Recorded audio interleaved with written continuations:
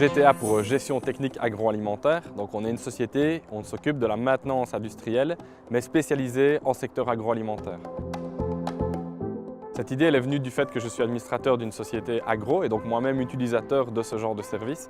Et j'ai constaté que le marché faisait défaut, ça veut dire qu'il n'y avait pas assez de techniciens présents sur le marché, pas assez de spécialistes pour nos machines agroalimentaires.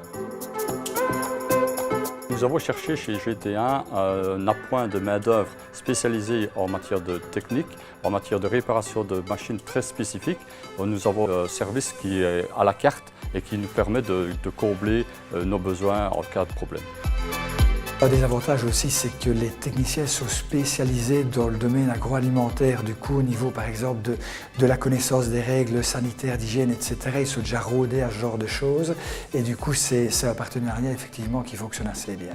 Ça, c'est vraiment un point qui est très réconfortant de notre côté, sans compter, évidemment, et non la moindre des raisons, c'est également leurs compétences.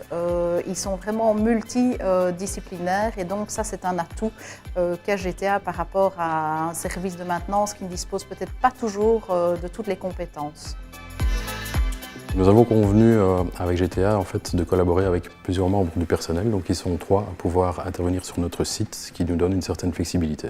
GTA est l'alternative idéale pour des sociétés donc, à plus petite taille, pour leur permettre de gérer donc, leur service interne, car ils n'ont pas toujours le besoin et l'envie d'avoir un service maintenance interne. Et donc là, on est la solution idéale. Une quinzaine de clients aujourd'hui qui nous font confiance de façon hebdomadaire.